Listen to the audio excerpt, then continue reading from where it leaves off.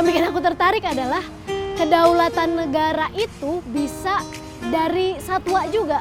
Ada 4 spesies yang kita punya di Indonesia, yaitu gajah Sumatera, harimau Sumatera, orangutan Sumatera, dan badak Sumatera. Ada berapa satwa yang kamu pelihara di rumah? Kurang lebih ada 35 ekor. Selamat sore Sobat Hijau, bertemu lagi di podcast Ngabuburit di Hutan.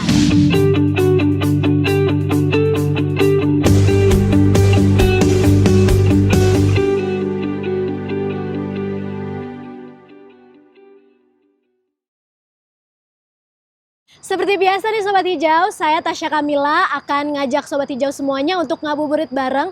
Ngabuburit yang berfaedah, kita bakalan ngobrolin seputar isu-isu lingkungan hidup dan juga kehutanan. Nah, Tasya mau tanya dulu nih, siapa Sobat Hijau yang cinta dengan satwa nih? Kalau aku punya binatang peliharaan di rumah, aku punya kelinci sama aku punya ikan. Tapi hari ini aku bakalan ngajak ngobrol nih, aku bakalan mendatangkan temen aku yang peliharaannya adalah harimau India di rumah. Waduh, ekstrim kan tuh? Ya, karena tema episode hari ini adalah milenial dalam konservasi keanekaragaman hayati satwa liar.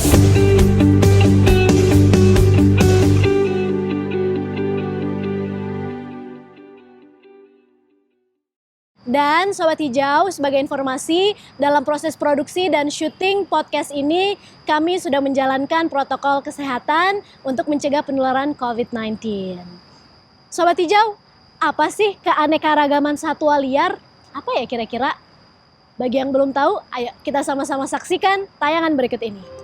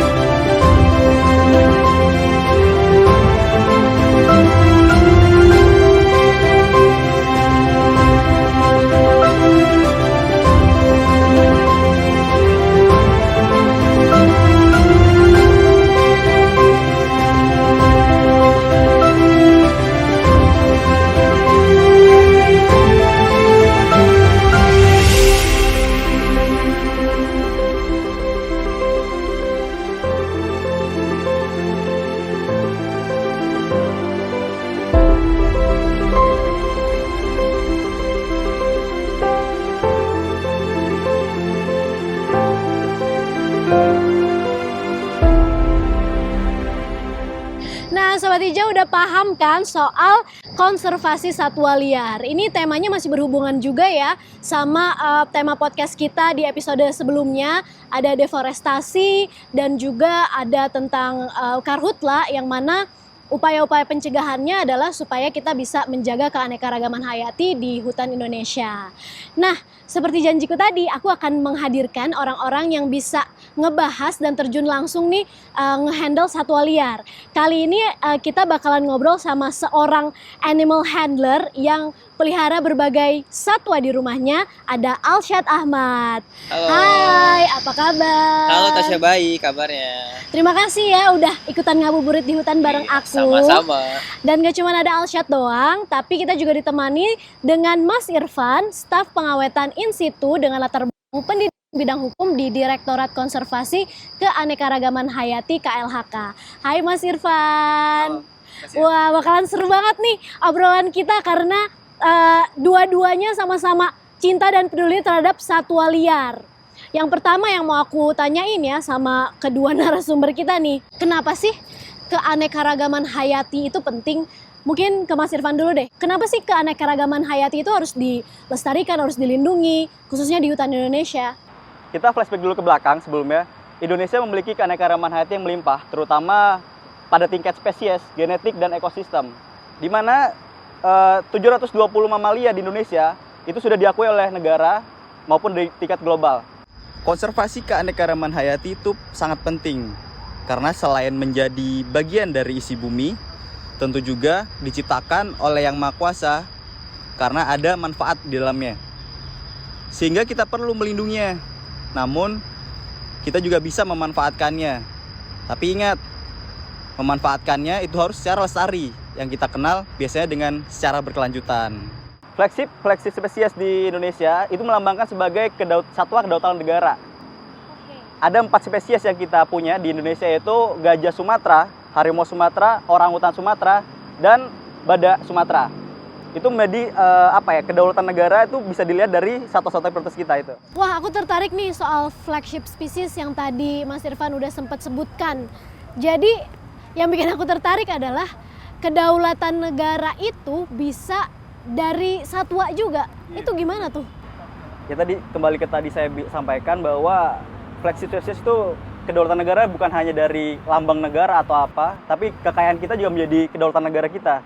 Sebagai contoh satwa-satwa kita banyak beberapa. Jadi gini, kedaulatan negara itu pemerintah punya kegiatan namanya repatriasi. Jadi ada beberapa satwa kita yang diselundupkan di negara lain. Contohnya orangutan kita pernah dapat di Filipina dan Thailand. Jadi bagaimana kita melakukan pengembalian satwa tersebut, itu namanya konteksnya repatriasi. Kita bekerja sama dengan KBRI di negara Filipina atau KBRI dari Thailand. Setelah itu kita juga bekerja sama dengan kargo dari pihak Garuda Indonesia. Setelah itu kita mengembalikan satwa tersebut untuk direpatriasi. Setelah itu kita kembalikan kepada lembaga khusus, yaitu Pusat Penyelamatan Satwa itu. Jadi kita mengembalikan satwa-satwa kita, yaitu berdasarkan satwa kita itu kedaulatan negara kita juga. Jangan sampai identitas kita dicuri negara lain gitu kan ya, karena satwa-satwa tersebut juga melambangkan identitas dari negara. Jangan sampai diselundupkan ke luar negeri secara tidak bertanggung jawab gitu kan, ya udah jadi hak kita juga ya untuk mengembalikannya ke negara asalnya. Oke, jadi ternyata keanekaragaman hayati itu juga berpengaruh terhadap kedaulatan negara dan identitas kita sebagai bangsa Indonesia ya. Jadi nggak cuma orang-orangnya aja diakui, tapi seluruh kekayaan alam dan keanekaragaman hayatinya pun juga diakuin. Nah sekarang aku mau tanya nih sama Alsyad. Alsyad, tentunya sebagai penangkar hewan atau satwa, pasti kan tanggung jawabnya banyak, harus memperhatikan juga tuh animal welfare ataupun kesejahteraan dari satwa tersebut kan. Apa aja sih sebenarnya tanggung jawab kamu? Jadi tanggung jawab sebagai penangkar itu banyak banget ya. Dari mulai aku ngajuin izin itu harus diperhatikan dari mulai kandangnya, pembuangan limbah, terus lingkungan sekitar, terus juga izin tetangga, RT RW camat lurah, banyak banget persyaratannya. Di sisi lain juga selain kandangnya kita harus memperhatikan kesejahteraan satwa tersebut. Kalau nggak animal welfare bisa dibilangnya. Jadi satwa itu nggak boleh harus bebas dari rasa sakit, harus bebas dari rasa haus dan lapar, harus bebas dari rasa stres. Terus juga harus bebas mengekspresikan sifat liarnya di kandang itu. Dan juga kita harus mempersiapkan tenaga ahli. Jadi kita harus ada dokter hewan, harus ada yang ngerawat itu juga orang profesional, bukan orang yang baru, harus orang yang profesional. Biar kita ngerawat satwa itu sebaik mungkin. Jadi satwa itu nyaman di kandang itu gitu. Selain itu juga kita harus memperhatikan enrichment atau enggak pengayaan. Jadi binatang itu di kandang takutnya bosen. Jadi kita harus bikin terus kayak untuk harimau Harus nih. disuruh nonton YouTube gitu biar Wah, nggak YouTube, bosen. tapi Oh, kita enggak. kalau misalkan harimau Itu biasanya mah saya. nah itu kalau misalkan Tasya mungkin YouTube ya di kamarnya. Kalau misalkan harimau di kandangnya biasanya dikasih enrichment semacam kayak misalkan buah kelapa nih, kita dalamnya kasih daging gelindingin. Jadi dia ada mainan kurang lebih. Jadi tetap menstimulasi otaknya biar tetap aktif, nggak cuma tidur doang. Jadi ada aktivitas lain-lain di kandang. Gitu. Aktif ya Bun Harus aktif hewannya. harimau. Kalau nggak kasihan dia pertama bosan terus juga takut obesitas.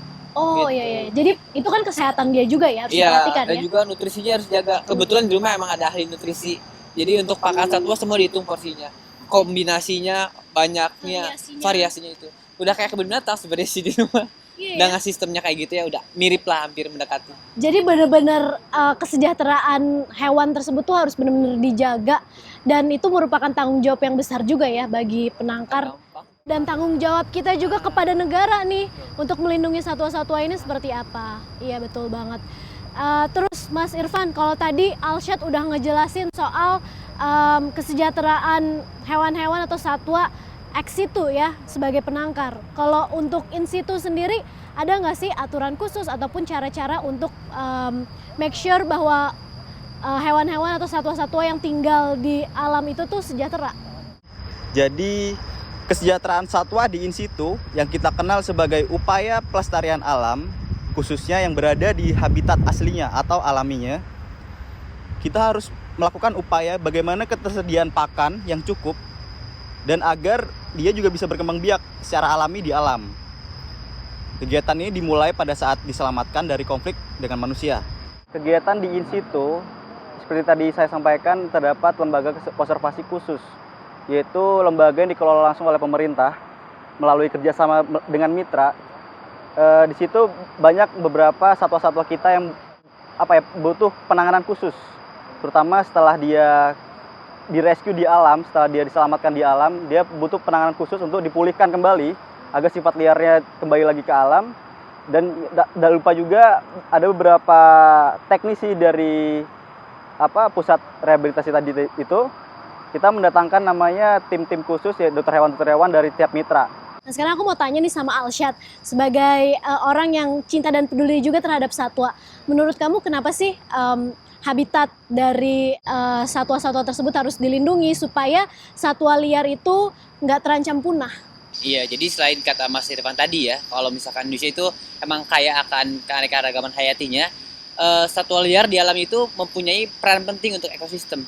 Jadi setiap satwa itu di alam liarnya, dia punya peran penting untuk menjaga keseimbangan alam kita. Jadi kalau misalkan keseimbangan itu terganggu, misalkan ada satwa yang punah atau populasi berkurang, itu bisa mengganggu kestabilannya sehingga ntar bisa belepotan, bisa jadi bencana alam, bisa jadi balik ke kita sendiri. Intinya ujung-ujungnya lagi rugi ke manusia gitu. Oke, merugikan manusia juga ya, Iya, pastinya. karena kalau ekosistem itu, jadi kuncinya guys, keseimbangan ekosistem. Kadang-kadang kan kita suka berpikir ya kayak, ya udahlah satwa emang kalau punah apa urusannya sama kehidupan gue. Padahal apapun itu, yang namanya ekosistem kalau udah terganggu pasti akan ada dampaknya ke manusia juga gitu, ke tumbuh-tumbuhan yang ada gitu kan. Itu udah suatu rantai yang kalau kita ganggu gugat itu akan mempengaruhi hidup, akan rusak. Betul banget tuh. Alsyad kan pasti ya semuanya Sobat Hijau juga udah kenal lah ya, udah suka nonton di YouTube juga ya, pelihara banyak satwa gitu ya. Ada berapa satwa yang kamu pelihara di rumah? Kurang lebih ada 35 ekor lah. Ada 35 ekor. Tadi kalau yang harimau itu jangan-jangan harimau yang dilindungi ya? Enggak dong, yang aku di rumah itu harimau benggala dari India. Dia tidak termasuk satwa yang dilindungi karena bukan berasal dari Indonesia, Oh, dari India. seperti itu. Oke Sobat Hijau, makanya ternyata urusan menangkar satwa liar itu bukan urusan yang mudah loh. Bisa dengar dari Alsyad sendiri, mungkin kalau kalian juga lihat nonton di YouTube-nya Alsyad juga udah kelihatan ya bahwa banyak banget upaya-upaya yang harus dilakukan untuk tetap mendukung kesejahteraan dari satwa-satwa tersebut, nggak main-main. Nah sekarang kita akan dengarkan pesan dari Menteri Lingkungan Hidup dan Kehutanan, Ibu Siti Nurbaya soal satwa liar. Assalamualaikum, selamat sore generasi muda Indonesia yang saya cintai. Kita hari ini akan bicara milenial dan konservasi spesies satwa liar. Terima kasih saya sampaikan kepada para pemrakarsa, Mas Nunu, Karo Umas, Mas Ari dan kawan-kawan, juga Mbak Tasya. Terima kasih. Generasi muda yang saya cintai, Indonesia itu dikenal sebagai negara mega biodiversity. Artinya biodiversitas atau keanekaragaman hayati flora faunanya itu jagoan lah di dunia. Sama beberapa negara bersama-sama Indonesia, Brazil, Cina dan lain-lain.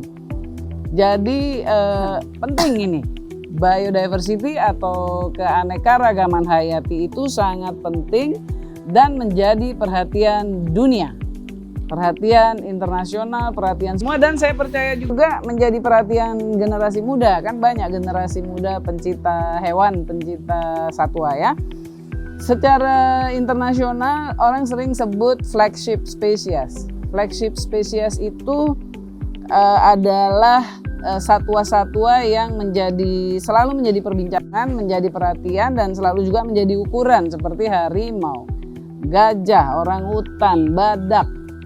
Kemudian kalau di kita ada komodo, ada juga anoa di Sulawesi, kemudian ada juga cendrawasih. Nah, di antara satwa tersebut sebetulnya 4 mamalia besar yang selalu menjadi katakanlah perhatian dan menjadi titik tolak untuk kita ngelihat bahwa ini habitatnya oke apa enggak sih, hutan untuk konservasinya buat tempatnya satwa hidup oke apa enggak sih, gitu kira-kira ya. Itu kita sebutnya Big Four, yaitu gajah, harimau, orangutan, dan badak ya. Nah, saya mesti lihat datanya nih. Di saat ini populasi gajah di Sumatera ada kira-kira 928 sampai 1397 ekor di habitat alaminya. Sementara harimau Sumatera lebih kurang 604 ekor di habitat alaminya. Dan populasi orangutan sebanyak 14.630 individu di Pulau Sumatera dan 57.350 individu di Borneo, Kalimantan, Sabah, Sarawak. Ini data dari tahun 2016 sampai 2017 dan juga lebih kurang 100 ekor badak Sumatera di habitat alaminya berdasarkan data tahun 2017, yaitu data analisis kelayakan habitat dan populasi. Apa yang dilakukan oleh pemerintah selama ini yaitu kita melakukan pelestarian keanekaragaman hayati ini dengan 3 pendekatan yang keseluruhannya kita sebut upaya konservasi ya. Namanya kebijakan 3P, yaitu pengawetan, perlindungan, dan pemanfaatan secara berkelanjutan. Dan ini udah ada yang atur, yaitu Undang-Undang Nomor 5 Tahun 90, dan pada tahun ini sesuai rencana DPR dan pemerintah itu akan dilakukan revisinya karena undang-undangnya sudah sejak tahun 90. Ada juga pendekatan yang dilakukan yaitu konservasi in situ, yaitu di tempat kawasan habitatnya itu sendiri, yaitu di daerah-daerah hutan konservasi, kawasan konservasi, ataupun kawasan-kawasan lindung yang merupakan habitat bagi flora dan fauna tertentu. Jadi menurut rencana pemerintah setidaknya ada 25 spesies yang harus dijaga, diukur, dan sedapat-dapatnya dalam 4-5 tahun harus naik paling sedikit 5% populasinya, dan juga kita harus pelihara dengan baik kawasannya, dan kita juga harus mengatasi konflik-konflik yang ada di dalam kawasan tersebut. Kemudian yang paling penting lagi ialah penyelamatan satwa liar itu sendiri, yaitu melalui kegiatan 3R, Rescue, Rehabilitation, and Release. Jadi kalau ada masalah, satwanya dicek, kemudian diselamatin, kadang-kadang sampai diperiksa dulu loh. Itu meriksa satwa itu serem juga loh, lebih berat kadang-kadang daripada meriksa manusia deh.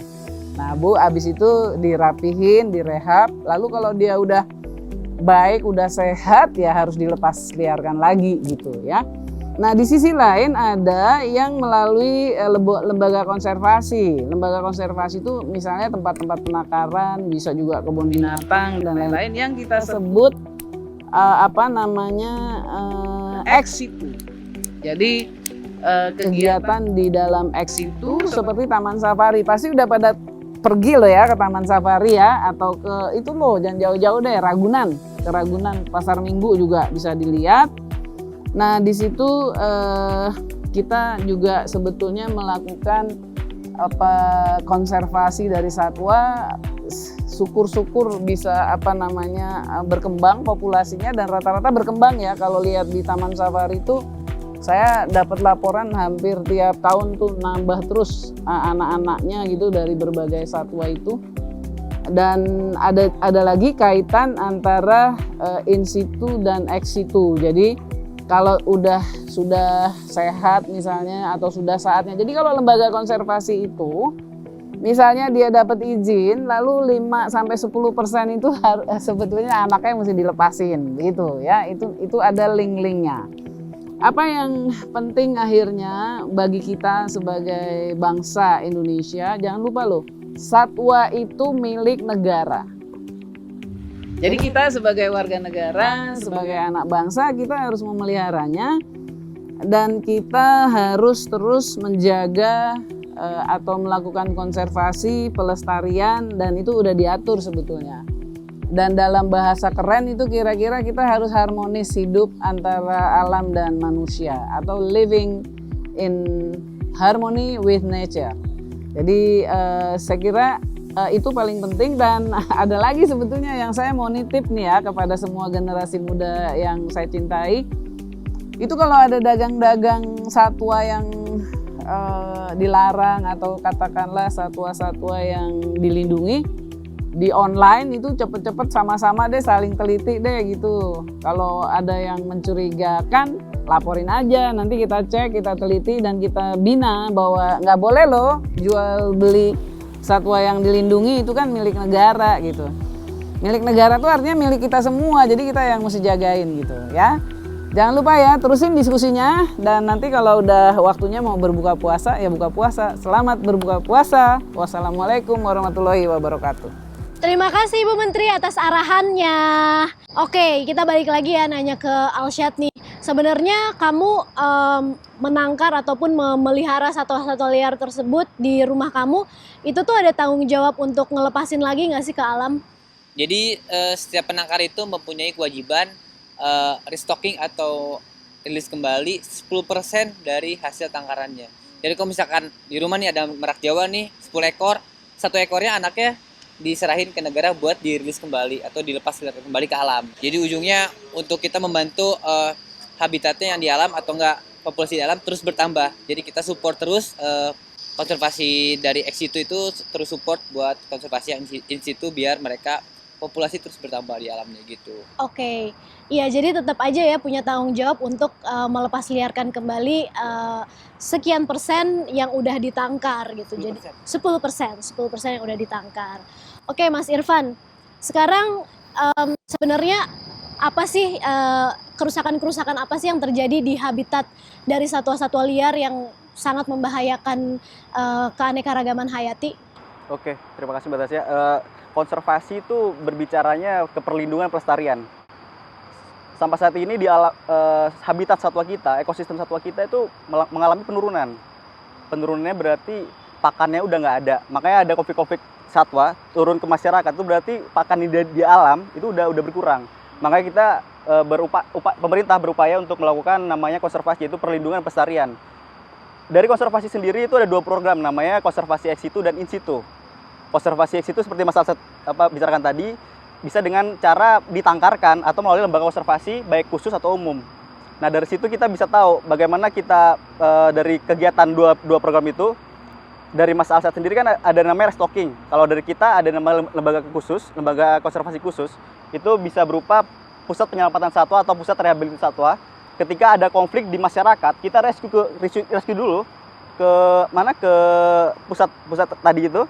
Setelah itu kita rehab, dipulihkan sampai ada sifat liarnya kembali lagi. Jadi gimana? Oh ya, aku kan sering denger juga tuh isu-isu bahwa wah ada satwa-satwa liar yang masuk ke pemukiman warga. Nah itu gimana tuh ngehandle-nya tuh biasanya dari Sebenarnya KLHK? tugas dari KLHK juga menangani konflik satwa liar.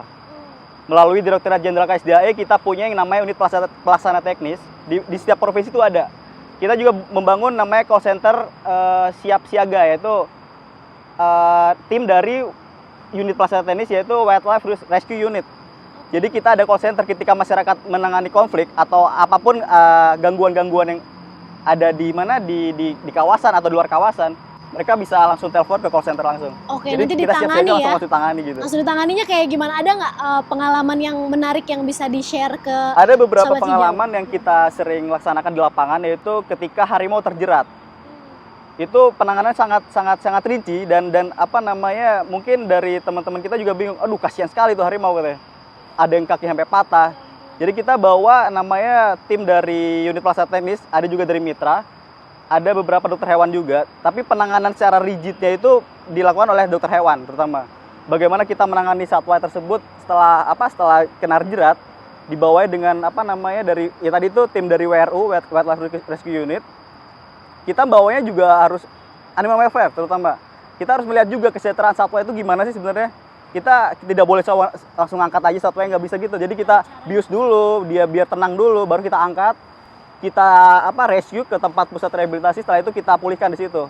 Dokter hewan sudah kumpul di situ. Jadi gimana caranya satwa itu tersebut bisa bangkit lagi, sifat liarnya kembali lagi, yaitu setelah itu kita langsung rilis ke alam lagi. Kira-kira prosesnya biasanya berapa lama tuh untuk dari mulai? Macam-macam Mbak Tasya. Ada yang ada cuma 2 minggu. Tapi kalau tingkat dari tingkat lukanya mungkin ya, luka atau dari segi medis ya, kita bisa lihat banyak beberapa satwa itu bisa dirilis sampai nunggu 2 tahun dulu karena memang penyesuaian perilakunya juga. Karena ketika di alam sama di pusat rehabilitasi itu beda. Alam liar dan kalau pusat rehabilitasi kan lebih ke di kandang gitu. Jadi kita menunggu, ada bahkan sampai 2 tahun belum rilis juga masih ada gitu. Karena mereka harus beradaptasi lagi ya, beradaptasi dan harus dalam kondisi yang prima juga untuk bisa kembali ke alam dan hidup sejahtera di alam liar gitu kan. Terus kalau Mas Irfan, boleh nggak mungkin disebutin beberapa jenis satwa yang dilindungi dan kenapa gitu? Apakah karena punah atau karena apa? Betul. Sampai saat ini satwa-satwa kita dilindungi oleh satu undang-undang, yaitu Undang-Undang 5 nomor tahun 1990, yaitu tentang konservasi sumber daya alam hayati dan ekosistem ya. Di mana turunannya ada beberapa peraturan pemerintah juga, yaitu PP 8 dan PP 7. Mungkin teman-teman bisa udah baca semuanya, dan ada pelaksana juga. Baik dia memanfaatkan secara lembaga konservasi atau sebagai penangkaran. Kalau lembaga konservasi sekarang ada Permen LHK nomor 22 tahun 2018. Setelah itu ada juga P19 tahun 2005 tentang penangkaran. Di situ jelas bagaimana pemanfaatan secara regulasi. Kita di situ udah jelas bahwa setiap pemanfaatan harus mengacu ke kaidah animal welfare. Setelah itu ada juga yang namanya bagaimana satwa dilindungi dan tidak dilindungi. Sampai saat ini peraturan Menteri LHK sudah mengatur bagaimana jenis-jenis satwa dilindungi dan tidak dilindungi. Itu berada di Peraturan Menteri LHK nomor 106 tahun 2018. Oke, jadi peraturan untuk perlindungan atas satwa liarnya juga udah lengkap, kemudian juga udah ada tata laksana khusus untuk dari mulai konservasi, untuk melestarikan mereka, melindungi mereka, dan juga untuk rescue ataupun untuk bisa menyelamatkan mereka ya ketika ada konflik dengan manusia. Tentunya teman-teman Sobat Hijau harus mengapresiasi nih upaya-upaya yang dilakukan pemerintah untuk melindungi satwa liar dan juga keanekaragaman hayati di Indonesia. Oke, sekarang kamu kan tadi udah dengar ya penjelasan Mas Irfan tentang satwa liar yang dilindungi gitu kan. Sebagai anak muda nih, gimana sih cara kita bisa menumbuhkan rasa cinta dan peduli terhadap satwa liar yang mungkin mereka itu kan nggak hidup dekat dengan kita ya. Mungkin mereka ada di hutan ataupun kita ngelihatnya mungkin serem atau dianggap sebagai predator. Gimana caranya bisa menumbuhkan semangat untuk tetap cinta sama keanekaragaman hayati? Kalau aku sendiri sih, untuk kita dapat berkontribusi melindungi satwa liar dari cara yang mudah, nggak buang sampah sembarangan udah cukup. Karena tidak membuang sampah sembarangan itu hal kecil yang penting, karena buang sampah sembarangan itu bisa mengganggu lingkungan dan akhirnya juga ke hutan kan. Kayak misalkan kita lihat sekarang limbah plastik ke laut sampai beberapa satwa di laut makan plastik sampai mati kayak gitu. Itu kan urusan kecil yang sebenarnya kita bisa atasi gitu.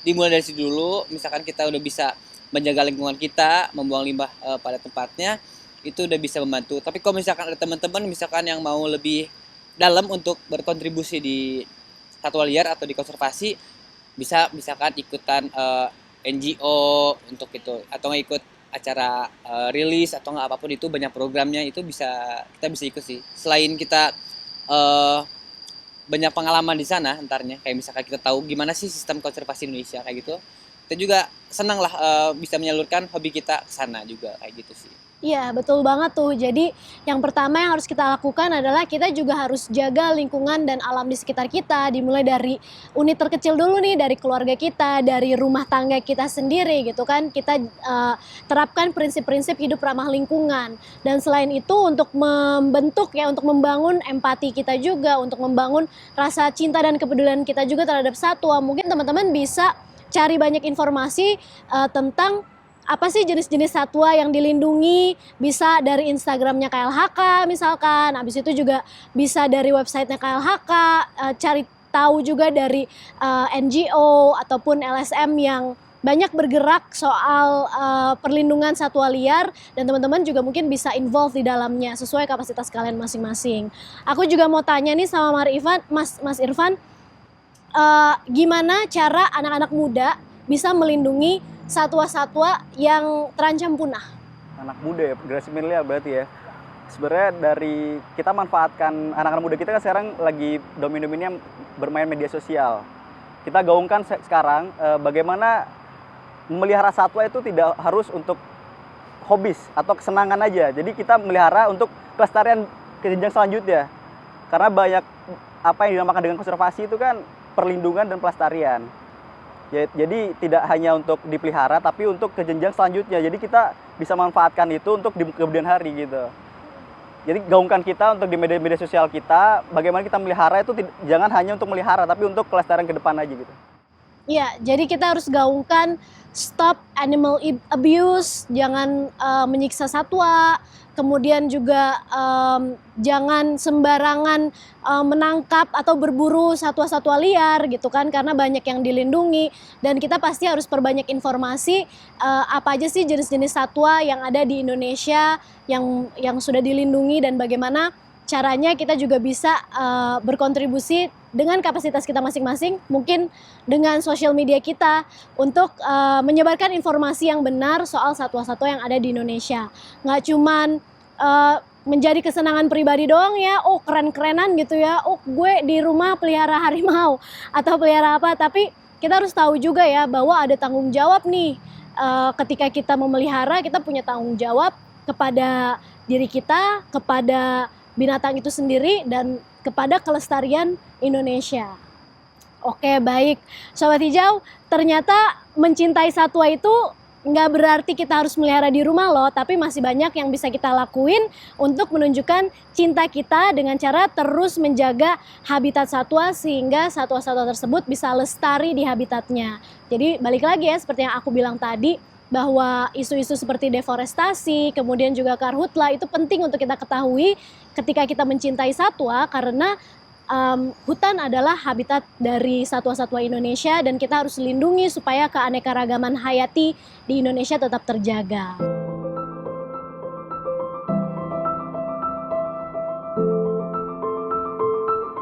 Udah tugas kita sebagai manusia, sebagai pemimpin di bumi ini untuk bisa melindungi satwa-satwa dari kepunahan.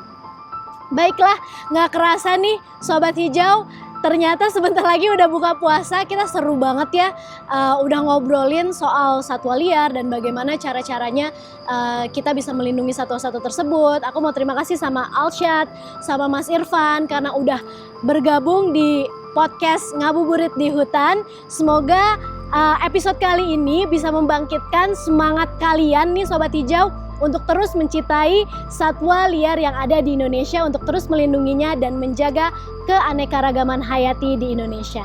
Saya Tasya Kamila beserta Alshad dan juga Mas Irfan undur diri. Terima kasih udah bergabung. Salam lestari. Sampai jumpa.